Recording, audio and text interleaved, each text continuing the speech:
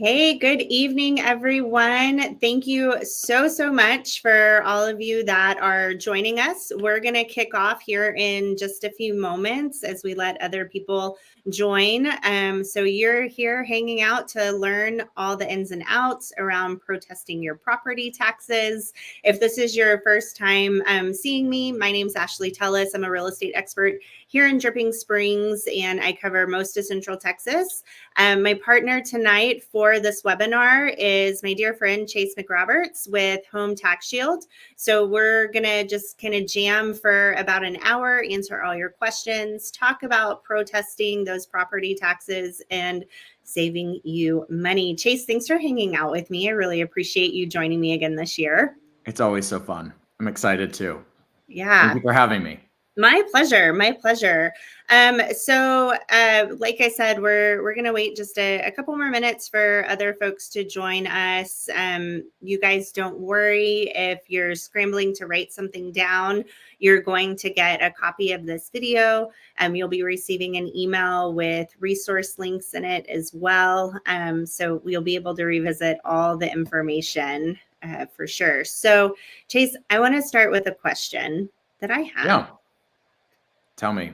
I've noticed that my values this year went down, but my property taxes went up. Mm-hmm. What's up with that? Yeah, it's interesting. They can change some of actually, let me take a step back. That is the definition of the hidden property tax. I nailed it. All right. Yes, you did. So if they change some of the calculations on the way that they're charging you, whether it's the hospital or the school or one of the other line items that you're seeing, right, on your bill, that is a way that your taxes can still go up, even though your value can go down. This is something that the Texas Realtors have actually fought over the years. And they deemed it the hidden property tax. So it is interesting because it can occur. And the one thing that you can control is not necessarily what these entities are charging you. However, what you can control is your valuation. And I know as we're getting started, please go, and somebody's mentioning that they can't unmute. We're going to take all of your questions in the chat. So go ahead and start dropping those questions in the chat because we'll be answering those for you there. But yes, the valuation can actually go down and your appraised value could even go down, right? Mm-hmm. Based off of either market trends or reevaluation, and then just thinking that your home is now worth less than it has or that it was previously. Mm-hmm. But yet your taxes might stay the same and actually not go down, even though your value went down. So I sit down at kitchen tables every single week, and I have a conversation around what someone's home is worth. So I just wanted to take a moment and just kind of reiterate, and maybe there's more to this and you can chime in. I believe that there's 4 ways to calculate what a property is worth. There's what me as a real estate professional thinks it's worth. There's what the lender, if you have a loan on your home, thinks it's worth. There's what you, the homeowner, thinks it's worth. And then there's what the county thinks it's worth. And rarely, if ever, have I seen those numbers all be the exact same. Now, kind of reiterate, and it's common knowledge, but it's worth reiterating. Texas is a non-disclosure state. So when I sell someone's home, I don't run down to the county and tell them what I sold the home for. The county isn't going to come ask you, hey, what'd you sell your home for? Because we're a non-disclosure state. Mm-hmm. So the county is, I like to say, guessing. They're making an extremely educated guess in what your value is, and it should be in line with market value. That should be what the tax is. Now, prior to the internet, it was really, really difficult for the county to figure out what your home is truly worth. You could have a Taj Mahal inside and the exterior just like not look great. So with advances in technology, aerial photos, I mean, they can really now guess a whole lot better than they could before. Chase, Yep. am I missing anything? Are there any other ways that properties are valued? Honestly, there's even more to it than just those, but you hit the primary ones. And I think that for the sake of this call, I think that that's where we should keep kind of the valuation conversation. But you're Mhm. right, there are multiple different ways a home is valued. I was even on a side note for just sake of kind of tying this in. I was speaking to my sister today, who happens to be in insurance, and we were talking about roofs, and we were talking about some properties that I own, and just how do they know how do they know how old it is? Well, these insurance companies are now taking shots of properties, and same with companies that are valuing homes. They're taking shots of your property from space, right? And they can see what's going on and how old things are and how it progresses over time. Did you put a pool in? Mhm. Obviously, that would have a permit, we hope, right? But point being is that they can see how homes progress over time. And that's one of the ways that they stay as current as they possibly can on valuations. It's complex, right? I mean, even if you look at one of our favorite apps out there that have real estate on them, it doesn't really matter what app you look at, you're going to find different valuations. Mhm. Even companies out there that are experts in this, that track it for economic reasons, track all homes for economic reasons, they often have different valuations, and it can vary greatly. And so I think, just speaking to your point, you're spot on. They're making an educated um, a proposal or guess or whatever term you want to use, but it's based off of the data that they currently have. Yes, Yeah. exactly. And I mean, I hate to take a jab at our county government, but I'll do it. I'm just here for comedic entertainment tonight as well. They get it wrong. They get it wrong a lot. They They do. get it wrong a whole lot. It is one of my biggest bummers to sit down at a kitchen table and I take what the county reflects their home, the square footage and things like that. And then there's this big old dollar sign off to the right. And they're like, oh, my home is worth $1.5 million. And I'm like, actually, it's not. So during the pandemic, as everybody knows, this entire area saw a huge migration Hmm. from other states to Texas because we're the best state in the land. No offense to the other states joining us tonight. And we saw values rise in some markets 20 and 30% year over year. The normal trend line for your property to appreciate, the data says, is 4 to 7%, typically 4% year over year. So during those pandemic years, we just had a couple of big rises and it overshot that arch by quite a bit. So Hmm. now we all kind of feel like, oh, the market has tanked. It's really tanked. That's actually not true. We're just going back to that trend line, and it's kind of painful to get there. So Sarah asked a question, and I'm Yeah. hoping I'm getting to the point of addressing it here in just a second. Just because we're retracting back to that trend line and those values are going down, I don't think the county is really taking into consideration, oh, we've had a decline after that 20 and 30% rise. So it's your absolute duty to go to the county and share with them, guys, you've overvalued me. Now you can call somebody like me and say, hey, give me the comps, Ashley, give me the comps. That's not always the best argument for you. That's right. And that's exactly why I have Chase here with us tonight. I personally use Home Tax Shield. They have become an easy button for me to just take care of this, and I don't have to go and argue with the county. By the time you're called for your hearing, how many have they heard? How many sob stories have they heard at that point of, well, this is just too high. This is just too high. And then you have these comps, but like, what's going on with your neighbor's property? Maybe you could be doing even better if you had all the data at your disposal and you were working with somebody that did this day in and day out for a living. So I'm going to go back to your Yeah. question, Sarah. I'm really curious about the big elephant in the room. If the Austin market allegedly took the biggest hit with real estate plummeting amongst other regions, on what basis does the county believe the new valuation warrants an increase? No improvements were made in the last year. So I'm guessing, just like many of us, The Yeah. values rose, but my gosh, I don't think I could sell my house for that. You just have to protest. And I think it's 80 Yeah. something percent of people don't. Yeah, it's anywhere between 86 to 90%. It's a really high percentage. There's some various numbers that are in that general range, but it's substantial. So most likely your neighbor's not protesting. Most likely people that you're very close to aren't protesting. And point being is we need to spread the word. We need to help people understand why they should band together with us because we actually win together. And let me explain why. And I'm not advocating, I mean, obviously, am one of the owners in Home Tax Shield. I think this is an amazing company. I think we do a great job. But I am here to inform you and let you know, just do something. Yes. Really, just protest your taxes, even if you do it yourself, even if you hire another company.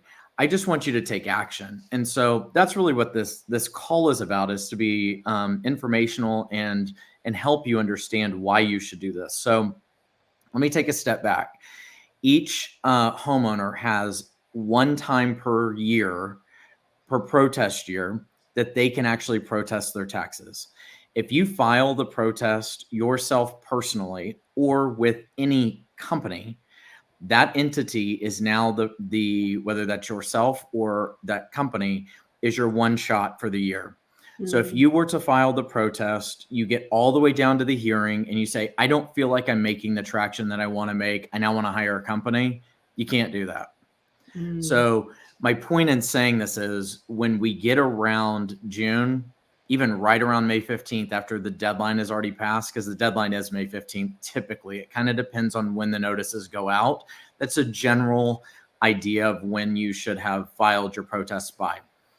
We get a lot of inquiries after the fact that people say, I want to hire you. I'll do anything to hire you. Like they're just trying to, they'll even way overpay what we would typically have charged to hire us. We just can't at that point. It doesn't make economic sense, and it's a lot of hoops to jump through. And so that's just not the way this company is set up. My point in saying that is that be proactive. And if you are going to do it yourself, know what you're doing going in. And we'll talk a little bit about that through this. So let me address both Sarah's and Andrea's question here, which of the four valuations carries the most weight? It's not really done like that. There's two fights that you can take in this case. You can take an equity fight, or you can go and use sales data.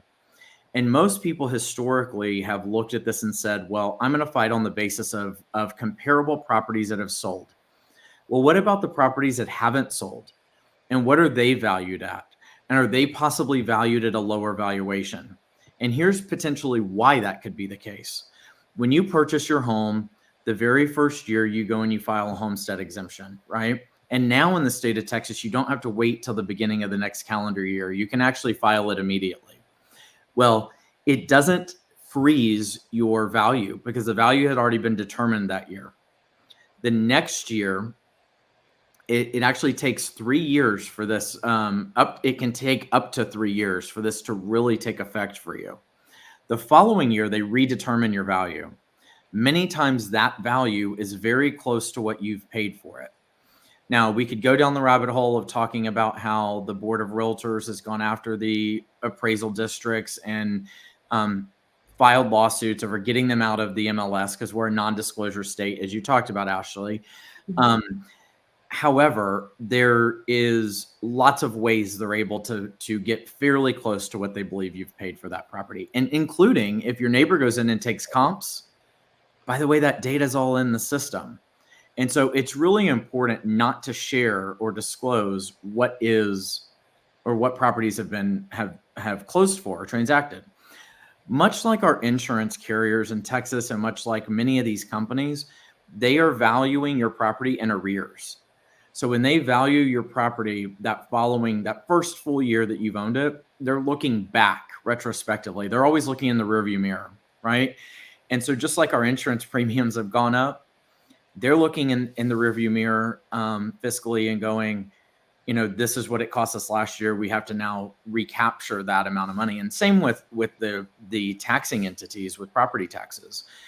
And so my point is that as the market trends down, and I'm not saying we're going, we're just taking a nosedive here. We're not. We're just realigning, like you talked about, getting back to the trend line, right? With that being said, it's taking them some time to get back to that trend line because they're looking in arrears, right? So if this year should the beginning of the year trends even further down, which we've seen that it is leveled itself out at the beginning of the year. With that being the case, they're looking back last year to say, well, what was it last year? So that's on a sales comp perspective. The equity fight is actually something that is reverse engineering, essentially, for lack of a better term, the county's data against them. And this is one of the things that we have found to be most successful. Now, this data is public information. You can go out there and download it and leverage it. It is just difficult to sort through and difficult to really tie it all back together easily. We've built an entire system around this, and we do tens of thousands of homes a year. And so we're able to just spit this data out. And what this looks like is, for instance, Ashley, you have a 3-bedroom, 2-bath house, 1,500 square feet on a 0.3 acre lot, making this up, right? Your neighbor across the street has the same property. Well, they bought theirs 20 years ago. They paid $50,000. You bought yours last year and you paid $1 million. Again, I'm just, making this up. With that being said, they're taxed at, we'll say their house is now at $500,000. Well, that's what they're paying taxes on. Let's forget exemptions for just sake of talking, etc. You're now paying taxes on $1 million. Same tax rate, same everything, same schools, yada, yada. That is inequitable in the fact that, so not equity in the fact that I bought my house 20 years ago and now it's worth X now and I have all this equity. It's about things being equitable across the board and what they are taxing folks in a given area based off of similar metrics, right? Related to that property.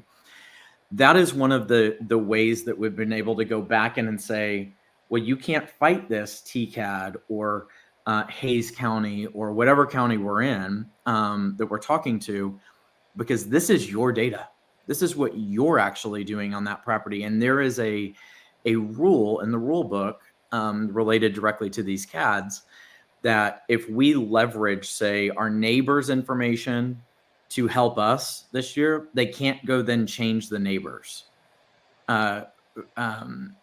taxable value, right? They can't then change theirs if we are to bring data that is would adversely affect our neighbor, right? So to make sure I understand, yeah, tell me.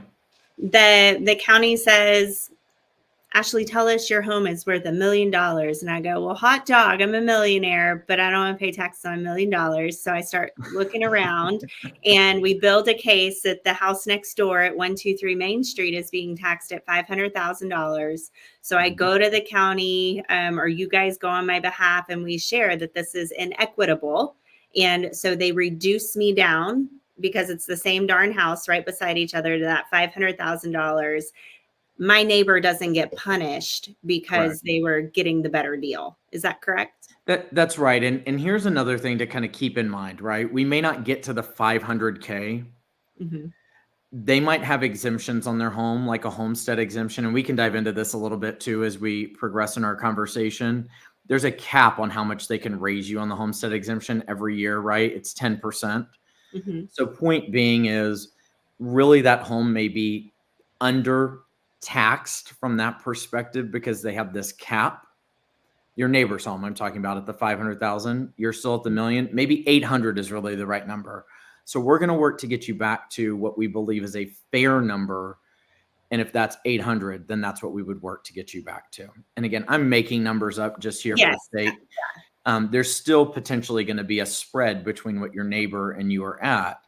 But here's the deal. This is not a one and done. This is not a do this 1 year and we're good and then we're fine. This is really something that you have to stay after. And I'll use my house, for example. I've been doing this for years and years and years and years.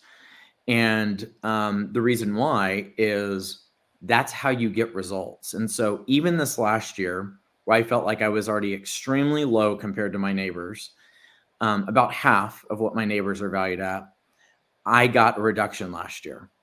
It Wow. has nothing to do with the fact that I'm part of this company. Just for full disclosure, I do my protesting just like you would if you were at Home Tax Shield. I go with the rest of the group in the data sets.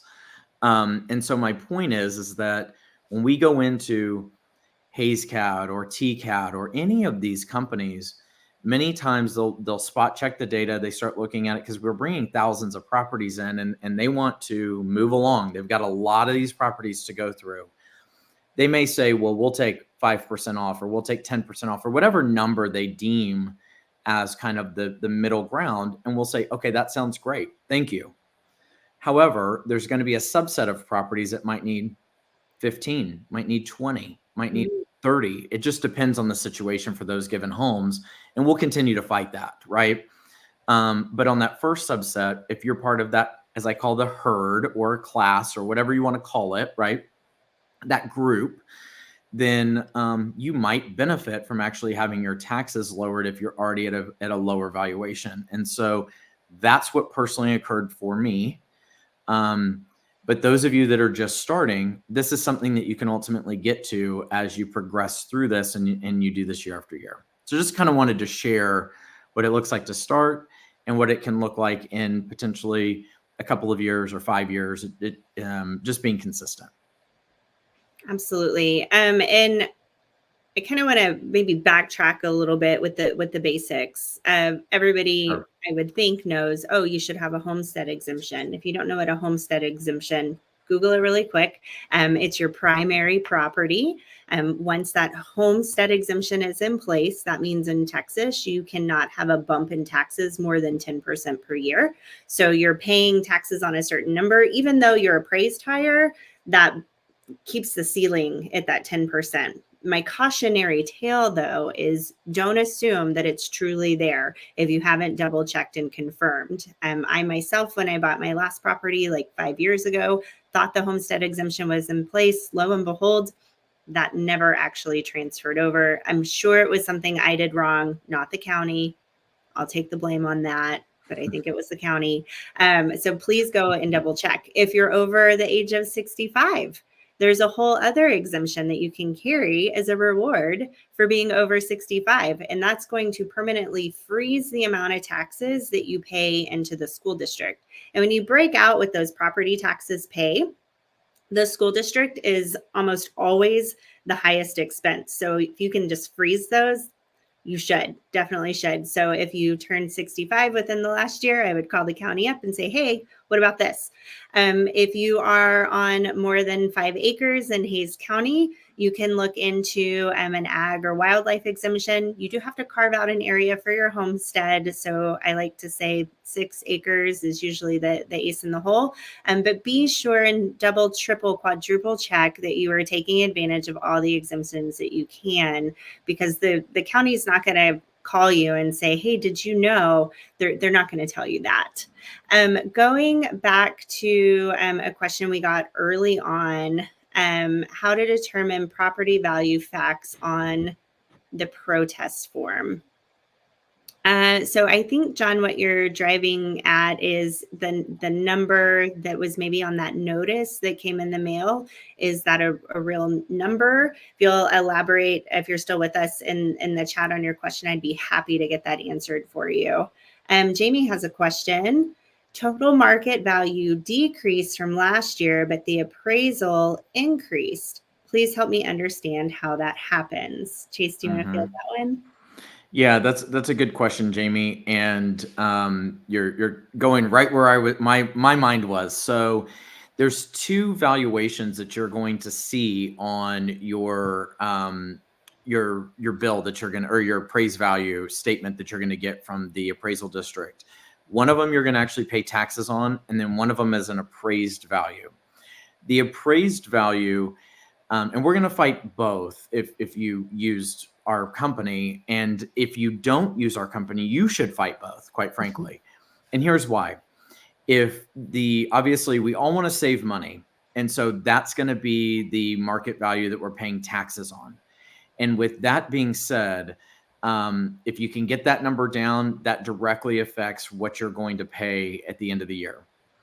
The other piece, though, is the appraised value. If you have a homestead exemption on your property, they are going to 10% you most likely every year, specifically if there's a gap between these two numbers. So if one number's at, and I'm going to make up numbers just for sake of talking, one number's at 500,000 and that's what you're paying taxes on, and the other number, the appraised value, is at 750, they will 10% you every year until they get to 750. So if you can get the appraised value down, that also means that you are lowering that potential to ultimately get to that number. We all know Austin's appreciating, and when I say Austin, the general area of Austin, right, is appreciating. Central Texas as a whole, and so most likely you will still probably get to that appraised appraisal number or appraised value. One of the things that and I'm not here to push home tax show, but I just want to share some details. Is if you do use our company and you do have exemptions on your home, and we're only able to successfully lower the appraisal value, that's not going to lower how much you pay taxes. Therefore, if we're not lowering how much you're paying taxes, you don't actually have to pay a success fee on the work that we've done. So we'll get into the success piece and the fee structures and what it all looks like towards the end as we progress through. But I just wanted you to know, as we're on this topic, there are two different pieces here. One is that what you're actually paying taxes on, and one is a number that they are just saying they believe your home is actually worth. And that's because of a variance in exemptions. Now, if you own an investment property, right, those numbers are most likely going to be coinciding with each other. They are going to be the assessed value of what you're paying taxes on and the appraised value are going to be the same because there aren't any exemptions there. Awesome. And I do want to kind of get into how it works and what it looks like to work with Home Tax Shield, but I'm gonna put a pin in that for just now. Yeah. John asked, Section 4, additional facts on the protest form. Do you need to provide this information? So while you were sharing an explanation with Jamie, I pulled that out. That additional facts, I think I know what you're getting at, John. It says, what is your opinion of your property's value? My word, does that feel like you're just playing poker in a really bad way? $0, right? Yeah, exactly. 1 cent. Yes. So John, here's the deal, is they're wanting you to provide evidence as to why your property should be lowered. And that evidence can look vastly different from property to property. If I have a cracked foundation, I have a bad roof, I have rotted siding, we could go down a rabbit hole here, right? But point being is, if there was damage to your home or deferred maintenance to your home January 1 or before, then that is evidence that you can take in. If it has occurred after January 1, like maybe you had damage to your home during the hailstorm, and I hope you didn't, any of you on this call, but if you did, that is not something that you can take in because that occurred after January 1 when valuations were done. Mm-hmm. So if you purchased your home in 2023, you can take that closing disclosure or your HUD in and show them what you paid if that number is below what they are assessing it or valuing your property at. Here's my caveat to that. You could have bought a $500,000 house and the seller took $250,000 for it, and the property is worth $450,000 all day long. That does not mean that the county is going to lower you to $250,000. So, and that does not mean that they would accept it even if you went through us. So, point being is, we meaning you as the homeowner and whoever you work with has to build a case. And that case can look entirely different. Maybe you're in a flood zone. I mean, there's so many variables here that we can go into, but that's what they're looking for there.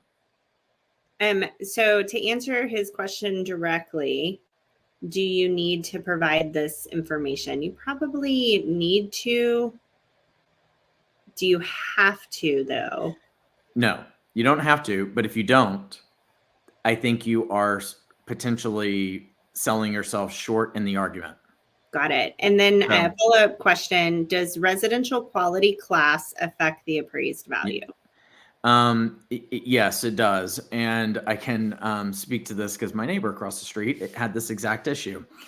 And so, and here's the interesting piece. There are two houses across the street from me.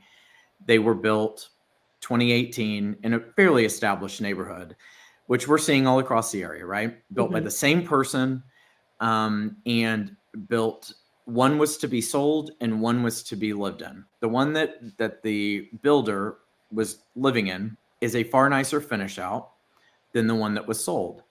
The one that was sold at the appraisal district had a different quality class, had a higher quality class associated with it than the one that actually was the custom builder home. Point being is that the person that was in the higher class property, higher quality class property that had lower finish out grade, went and took the other person's information and said, this individual has a lower class grade, quality class than ours, and actually took the address and photos, because photos were on the builder website, and they argued that and won, and we helped them do that. My point in saying that is that is something that you actually can leverage, but you have to have data surrounding why they should lower your quality class over what it already is. So, for instance, if you pulled every home in your neighborhood specifically, and you could find somebody else in the neighborhood that had a lower quality class, boom, there's your ace in the hole. You can then leverage that data against the county. And that's essentially what we're doing in reverse engineering the data against them. And that's part of the equity fight, right? Because that's inequitable for that neighborhood. Absolutely. And John had another question, but I'm going to go back to Colette. Is it true that if your gap is large between the market value being much larger and assessed value, there's no point in protesting because you will not lower your tax burden? I don't believe that to be true. Yeah, that is not accurate. And that goes back to the statement that I had said earlier, that if that is a property that you have exemptions on, they will 10% you until they get to that number. So you really want to protest both of those valuations in hopes that you can not only lower what you are being taxed on, the value that you're being taxed on, but also that you can lower the appraised value, because that value is where you're headed to pay taxes on if you don't protest. So that is a common misconception, though. So that is a very good question. And John, by the time you decide, oh, wait, we've caught up now. Now I want to protest. You've lost your time component. So I think that goes back to why like over 80% choose not to.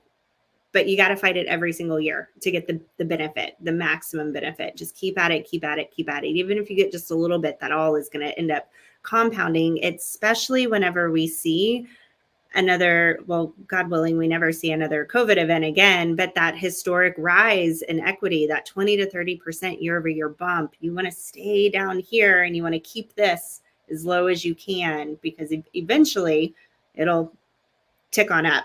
So you always want to be chasing after it, if I understand. Like you said, it compounds, because the next year, if you can even lower it $5,000, well, that $5,000 is a win the next year, because when they do the 10%, right, like you were saying, Ashley. So yeah, you're spot on.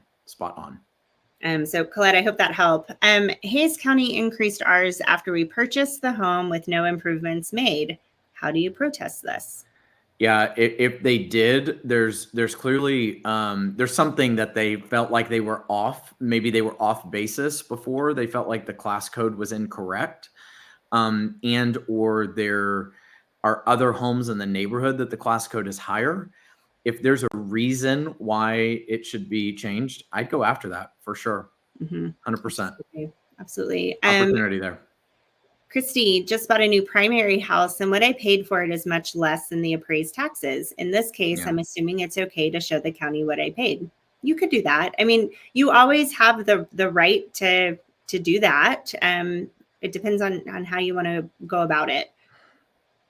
Yep, spot on. And the only thing I'll say on this is I'm starting to get calls from people that are saying, listen, I want to buy this house, right? Like agents are calling me saying, I have a client that wants to buy this property. It was a primary home, but they didn't put exemptions on it. And so it just kept rising and rising. Mm-hmm. And very similar to what you're talking about, Christy, what that property would trend for today is not what it's on the books for. And unfortunately, I mean, all you can do is fight it. I mean, because they have it on the books for that today. All right, Evan, how would they have come up with an appraised value while my home is still under construction? Ooh, I see this one happening. And not livable, $700,000 increase over the last year. Evan, I'm so sorry. That stinks. I know. And this does happen a lot of times in new construction, right? You purchase a home, when you close on the property, they don't know really what the taxes are going to be. They know what the tax rate is. They don't know what the starting valuation is going to be. Obviously, we know what you're acquiring the property for, and you can base what your lender collects, the title company collects at closing for your escrow, if you're escrowing them, your taxes, that is. But it is whatever the property was valued at on January 1 of this year. So if that property was livable January 1, then, and even if it wasn't, but there's improvements on site and they believe that, and then you've now closed on it, say I'll just make up March, right? So 3 months after the beginning of the year, they're valuing it on what they believe it was worth January 1, even if not livable. Uninhabitable homes still have a value because it's improvement to the land. So the way I read Evan's question was that it's still currently under construction. So if it's currently not livable as of today, improvements still have value. Okay. Yeah. Oscar joining us. My household already uses home tax shield. Is there anything we should do assist each home tax shield? So I think what he's asking is, do we need to re-sign up? How do we let y'all take care of it for us again? Yeah. Well, thank you for being a customer, by the way, Oscar. And here's what I will say is we automatically will auto renew your subscription for us to file the protest on your behalf. We notify you. We're 100% transparent to make sure that you know several weeks before that happens. And that happened back in March. So we are ready to go. We'll file your protest as we get closer to that deadline. There is nothing that you need to do. If you feel like there is evidence that we should be aware of, you have a portal that you can go to and upload that evidence. If you have not gone in and done that, and you feel like there is stuff that we should be aware of, go to hometaxshield.com, chat in with our team there. I mean, all of us take questions on there. So you're not getting folks that are in another country. You're getting folks that are or in a different city or state or any of that. You're getting folks that are here in Central Texas and part of the team. So we understand the area. So that's my best focus for you for that.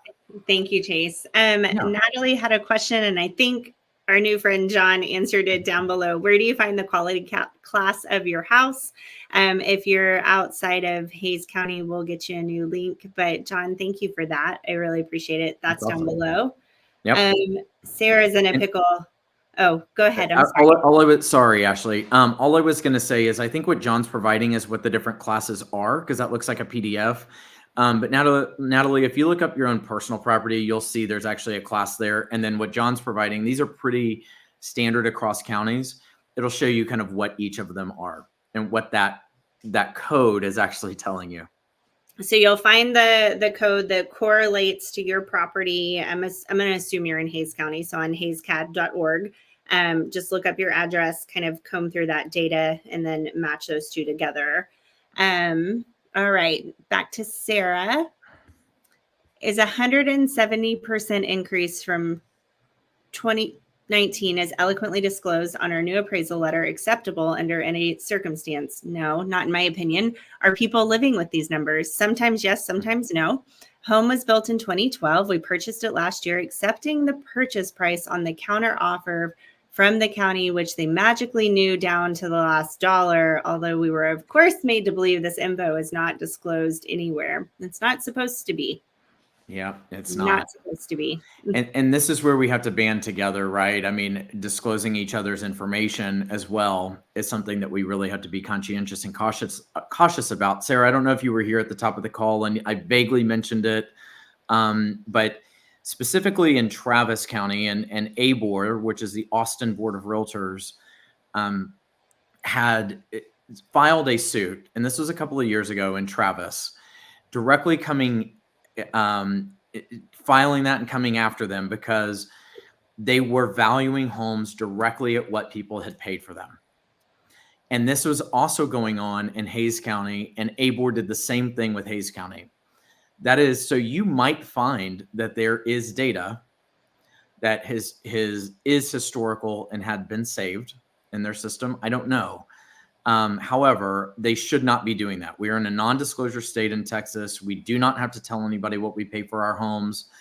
However, the MLS is a closed group that is strictly for the members of the Austin Board of Realtors and the respective MLSs that associate with them. So to answer your question, I don't believe that 170% increase is appropriate. It is obviously you purchased it at the price you dealt was acceptable, but that still does not. Somebody can pay $5 million for a home that should be $500,000 because they want to live next to their family member, right? In whatever situation, that doesn't mean you should be taxed at $5 million.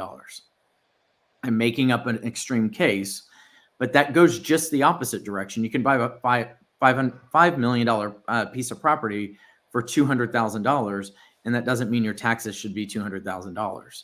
So point is that the goal here is fair taxation, fair property values, making sure that we are all doing what we can to make this fair for all of us. And so I would fight it. I would stay consistent in it and provide any data that you can related around what you believe your home is worth. And if you're willing to give the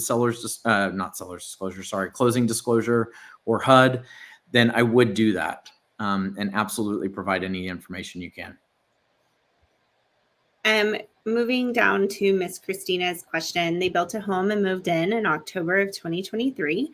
The county billed us for the entire year of taxes, and now we are protesting 2023. We now have to protest 2024. Can Home Tax Shield help us? Yes. So I believe you're protesting 2024's values. You've paid for 2023. I'm not sure if she's asking if y'all can go retroactively or not. Yeah, if you're asking, if you filed a protest in 2023, so meaning that you were protesting the valuation from 2022, and you did that year is done. That year is passed. Even if you didn't file a protest, that year is done and closed. If you now moving forward, if you are fighting your valuation and you are going to file a protest in 2024, protesting the valuation of 2023, it's kind of confusing with the years, right? We can help you on that, but we can't go back retrospectively on it. And the county doesn't allow it. You get one shot, there's a deadline. The deadline's May 15th. Sometimes that deadline's extended, but most of the time it is May 15th. But what Christina could do is reach out to Home Tax Shield directly and have a one-to-one conversation 100%. about what did or didn't happen, and then you guys will share what Home Tax Shield can do for her, right? I think that would be just the best thing idea for her to do. Yeah, I mean, I think it'd be advantageous to do that, and let's make sure that we are answering your question correctly, Christina. For sure, here to help. And the crew is live on the site now if you want to go there. And Andrea, I'm sorry if I'm getting your name incorrect. I have a current appraisal coming in the next days, HELOC in progress. What's the best thing to do with this? Well, I would wait till you receive it. And kind of circling back, I don't know if you were here for the 4 ways that properties are assessed. So there's what people like me, a real estate professional, believe your home to be worth and what it would sell for in today's market. There's what you, the homeowner, believes your home to be worth. If you're doing this for a HELOC, that means there's a lender involved, and that appraiser is going to tell them, what makes sense on that loan.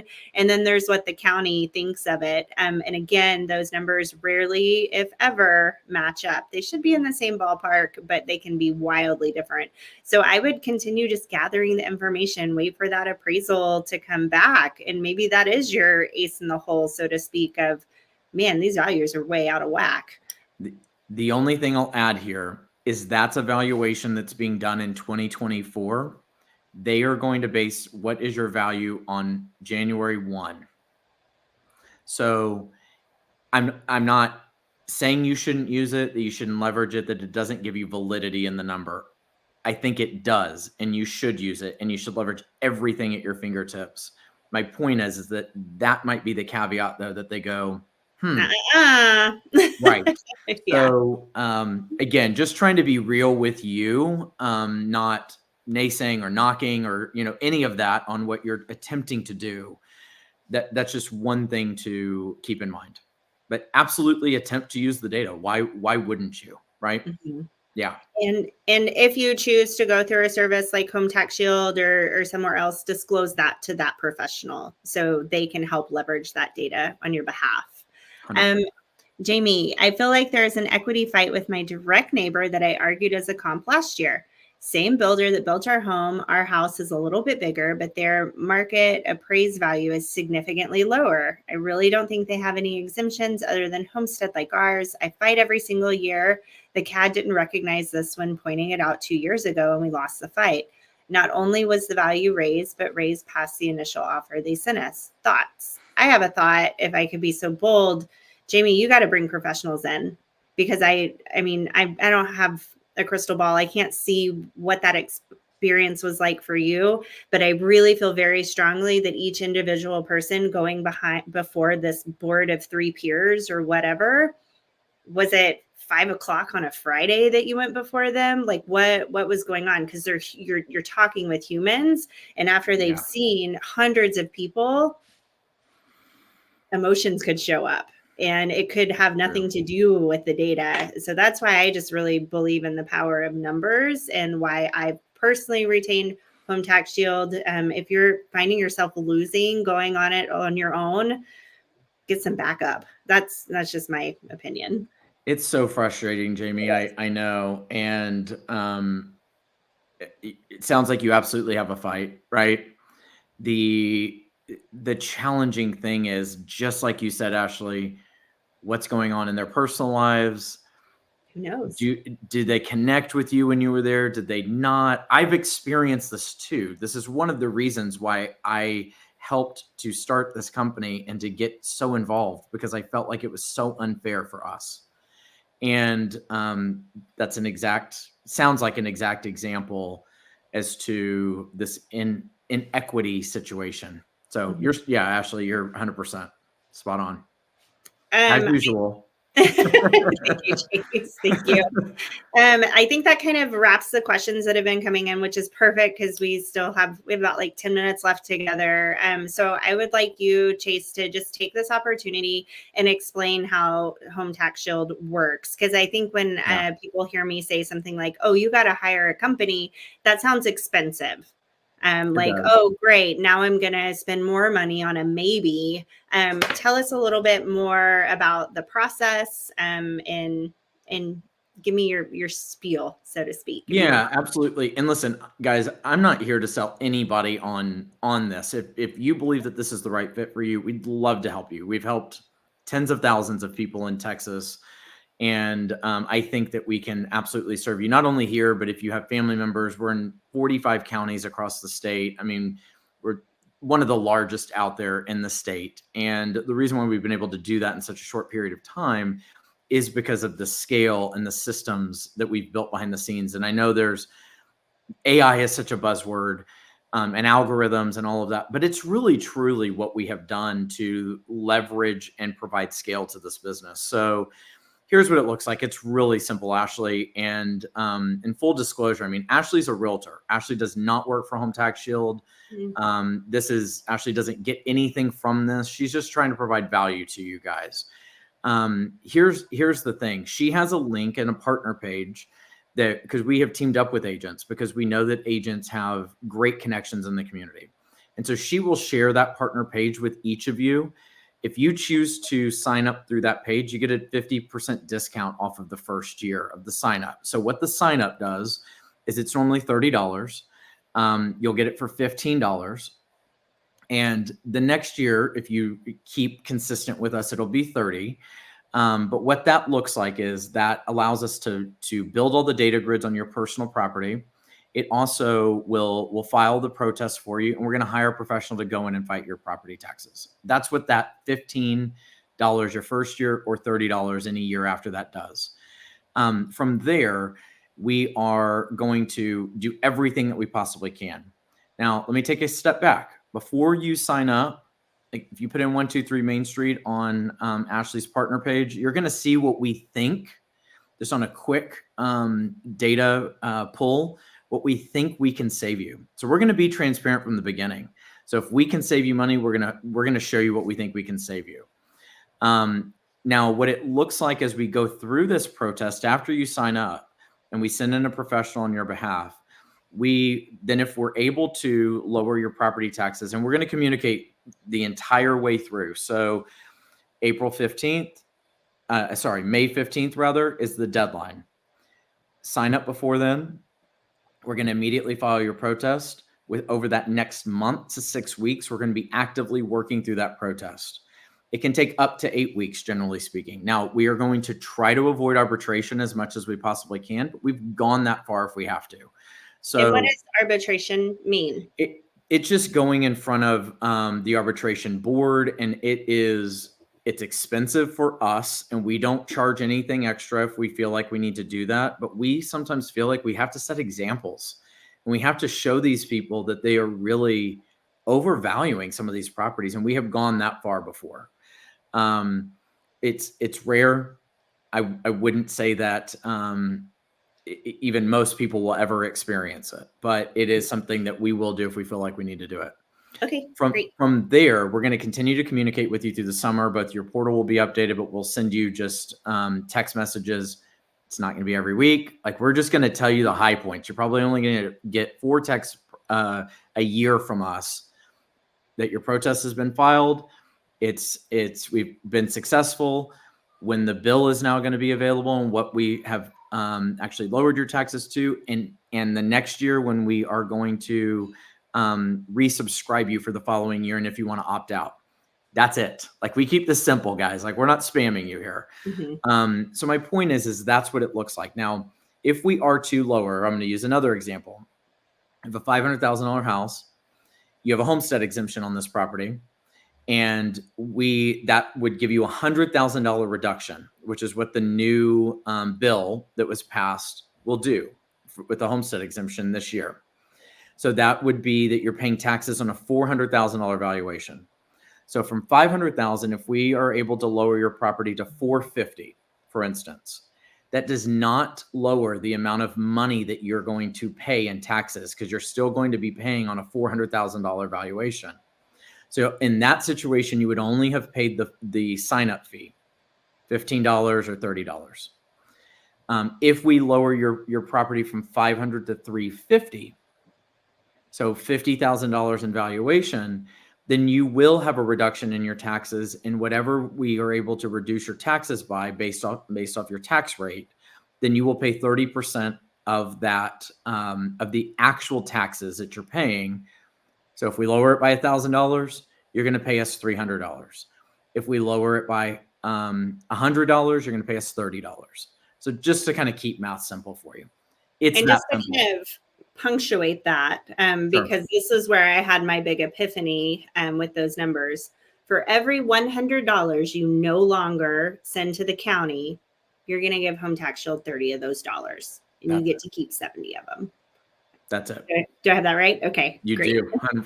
You're right as always. I'm telling you, you know these numbers. You do. So yeah, really pretty simple structure. That fee structure does not change, but we feel like it's fair if we don't, even if we lower your appraised value, we lower the number you're starting at next year for them to do the 10%.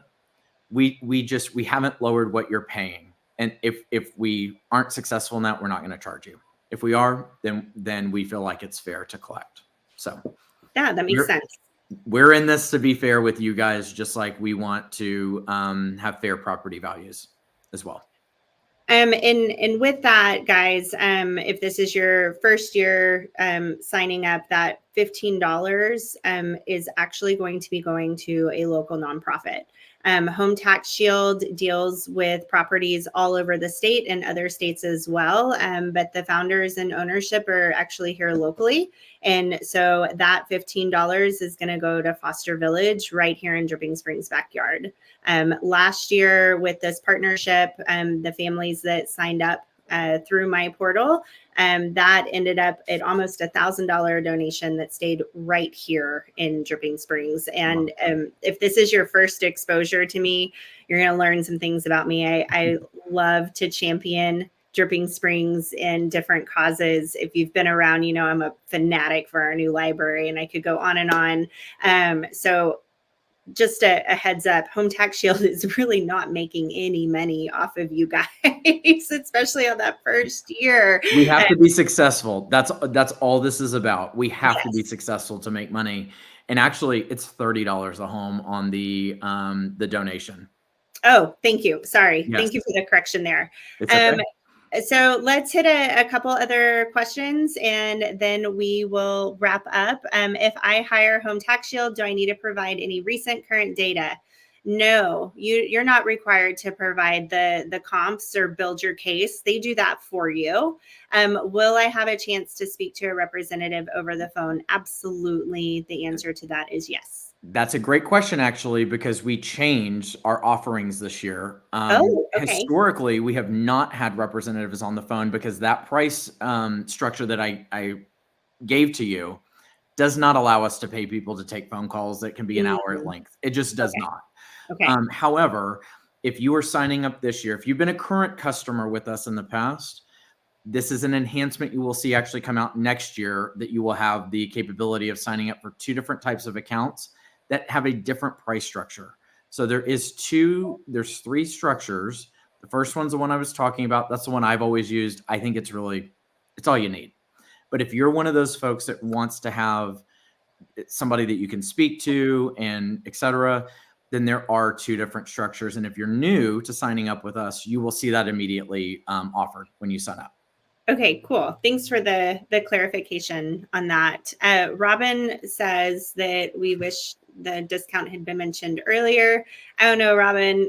We're live with a whole bunch of people. Maybe we can twist Chase's arm to look at your case specifically, but I cannot confirm. Let me know. And if it doesn't go Robin's way, I would be happy to make that $15 donation or $30 donation to Foster Village on her behalf, just for believing in you guys.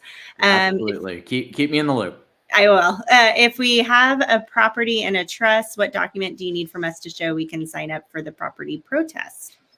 Actually, you have the ability to, if it's not correct at the county site, I'm assuming it probably is, Robin, but if it is not correct, like maybe you just entered into this trust and it still shows your name, you have the ability to update that information. And then once you go through and sign into the portal, you're going to see that there's a documents tab, and you can drop any documents in there, just like you would a Google Drive or any of that, drag and drop and add anything in there. And then we'll have it with your file. Perfect. Can you share how to get the discount again? Laura, thank you. There is a link at the bottom of the page to the left, and John reposted that sign up. Just to kind of wrap up almost perfectly on time, you guys are going to be receiving an email. You'll get this video recap so you can click through and kind of revisit different sections if you need a little bit more clarity. And it will have that partner link in there. On the side, though, if you have questions or need help, I'll take your phone call anytime. My number will be in that email, but just in case, it's 512-716-9193. And I really appreciate everybody joining and the great dialogue. And Chase, let me take this opportunity to just say thank you again for everything you do for me. Well, the pleasure's all mine, and thank you all, everybody that joined us here tonight. It was a great opportunity. So thank you. All right, guys, more to come. Reach out if you need me, and we'll see you soon.